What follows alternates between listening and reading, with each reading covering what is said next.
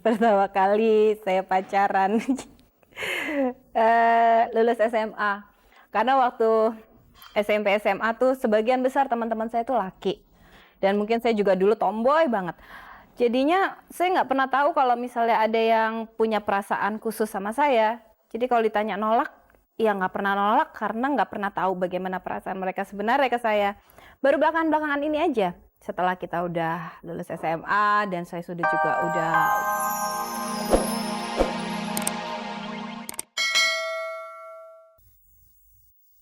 Nama saya lengkapnya Dian Mautiani Tami, cuman mungkin karena suka kepanjangan akhirnya cuma ditulis Dian Tami aja. Waktu kecil saya suka dipanggil Dian, tapi ada saudara-saudara deket yang manggilnya tuh Dian Teplok.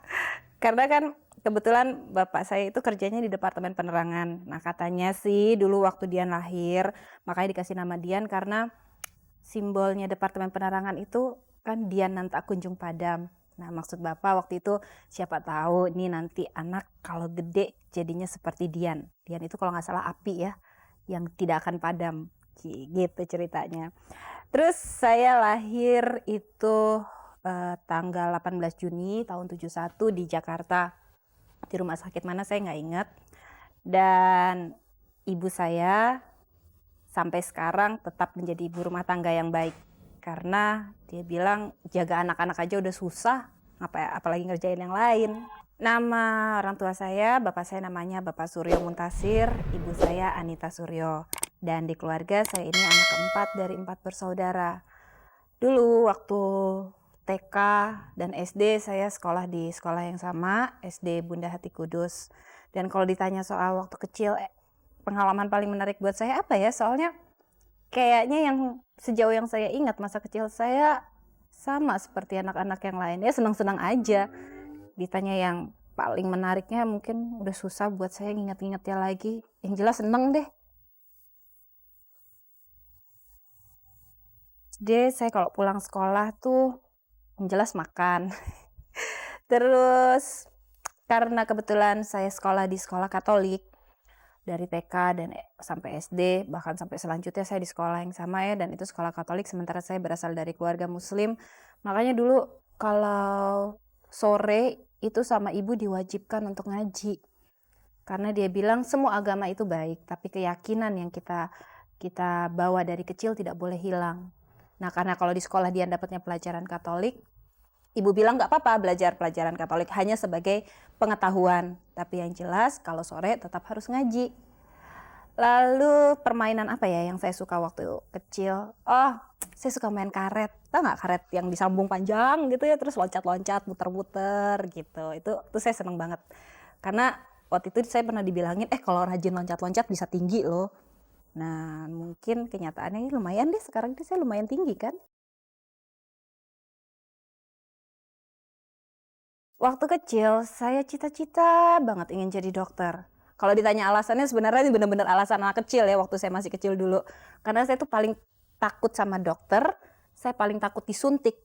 Makanya saya ingin jadi dokter supaya nggak disuntik, jadi bisa nyuntik orang. Nah dulu waktu kecil tuh, karena waktu kecil kan nggak kepikiran gimana susahnya untuk bisa masuk sebagai seorang dokter. Waktu dia bilang sama bapak ibu, pokoknya nanti kalau gede dia ingin jadi dokter. Boleh. Pokoknya mereka bilang sampai waktu itu tuh disediain namanya mainan-mainan anak kecil kan ada tuh yang kayak stetoskop apa ya namanya itu. Terus alat suntik-suntikan gitu. Saya suka mainin ya waktu kecil. Karena ya itu alasannya, karena takut disuntik jadi mendingan nyuntik duluan. SMP dan SMA saya di sekolah yang sama juga, SMP, SMA Bunda Hati Kudus. Terus kegiatan saya waktu SMP yang saya mulai kenal dengan yang namanya main basket. Mungkin karena zaman itu yang badannya tinggi nggak terlalu banyak, maka waktu itu saya masuk ke tim basketnya sekolah. Dulu saya olahragawan, jangan ditanya sekarang tapi. Terus kalau ditanya suka bolos, pernah saya sering bolos waktu SMP SMA karena waktu itu saya mulai karir saya sebagai model, saya kelas 2, kelas 1 apa kelas 2 SMP. Nah, kalau lagi ada pemotretan atau ada apa ya, saya suka bolos, tapi ya kalau ke sekolah alasannya sakit. Karena sekolah saya sama sekali tidak memberikan dispensasi untuk kegiatan-kegiatan seperti itu. Tapi alhamdulillah semua bolos-bolos saya itu nggak mempengaruhi nilai. Karena waktu SMP tetap kalau sekolah itu bagi rapot, saya selalu dapat ranking yang bagus-bagus. Dan orang tua juga nggak terlalu keberatan dengan semua kegiatan saya karena saya bisa membuktikan bahwa semua kegiatan yang sudah saya lakukan sama sekali tidak pernah mengganggu kegiatan sekolah maupun nilai prestasi. Terus kalau ditanya setelah saya beranjak ke SMA, terus terang nilainya memang agak menurun. Waktu SMP saya sama sekali nggak pernah dapat nilai merah. Nah, waktu SMA, di situ baru kelihatan. Tadi saya udah bilang kan saya bercita-cita untuk jadi dokter, otomatis waktu itu saya harus masuk A1 atau A2. Di kelas 1 SMA saya baru berkenalan dengan mata pelajaran yang namanya fisika, kimia, biologi, matematika, dan di situ juga saya baru tahu bahwa ternyata minat saya bukan pada hal-hal eksak seperti itu. Dan itu kelihatan jelas waktu pembagian rapot kenaikan dari kelas 1 ke kelas 2. Semua nilai-nilai eksak saya merah, kecuali nilai-nilai yang berhubungan dengan ekonomi, sosial, nilainya tinggi-tinggi banget. Ada yang 9, ada yang 8, tapi begitu sampai di bagian bawah yang ada fisika, kimia, biologi, matematika itu ancur-ancuran. Sampai waktu wali kelas saya membagikan rapot, ada ibu saya, dia bilang, saya kayaknya nggak usah kasih tahu lagi, Dian harus masuk ke jurusan apa. Apapun yang terjadi ya harus masuk jurusan A3. Dan di situ saya juga baru lihat bahwa minat saya sebenarnya adalah ke dunia yang bukan eksak, bukan kedokteran. Itu hanya cita-cita masa kecil. Soal perlakuan teman-teman sama saya sebelum dan sesudah saya jadi model, kayaknya nggak ada bedanya. Karena tadi saya sudah bilang kan kalau saya itu sekolah dari TK, SD, SMP, SMA di sekolah yang sama, yaitu Bunda Hati Kudus.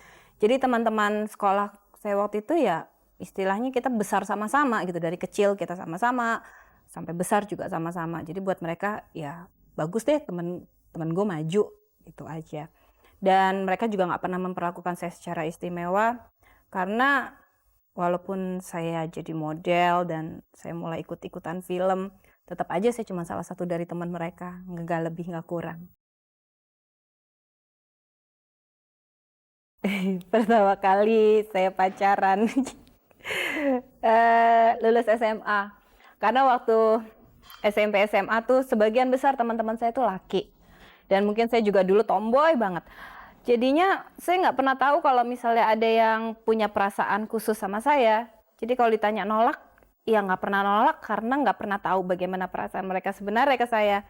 Baru belakangan ini aja, setelah kita udah lulus SMA dan saya sudah juga kita udah pada besar, sering ketemu, baru mereka bilang, aduh Yan, lo tuh dulu kok cuek banget, padahal dulu gue suka banget sama lo. Nah, karena waktu itu saya nggak tahu ya, jadi maaf aja, saya juga nggak sadar kalau ada orang yang suka sama saya. Sementara sayanya sendiri baru buat pacaran lulus SMA. Gimana dong? Masalah cowok lebih muda atau lebih tua itu relatif ya. Yang penting cocok apa enggak, yang penting kita bisa saling mengerti atau enggak. Kalau saya walaupun lebih muda, tapi kalau cara pemikirannya bisa nyambung, kenapa enggak? Ya seperti saya dengan pacar saya yang namanya Anjas. Saya pertama kali ketemu dia dulu, kita syuting sama-sama di Senyum Bidadari. Pertama kali ketemu sih nggak ada apa-apa, biasa-biasa aja, karena saya pikir ya udah kenalan aja biasa gitu. Dan kebetulan waktu itu peran kita berpacaran ya, saya sama dia berpacaran. Tapi ternyata lama-lama di lokasi kita sering ngobrol kok kayaknya lama-lama enak sih nih anak diajak ngomong, terus lama-lama kok ngangenin ya gitu, kalau nggak ketemu kok kangen sih.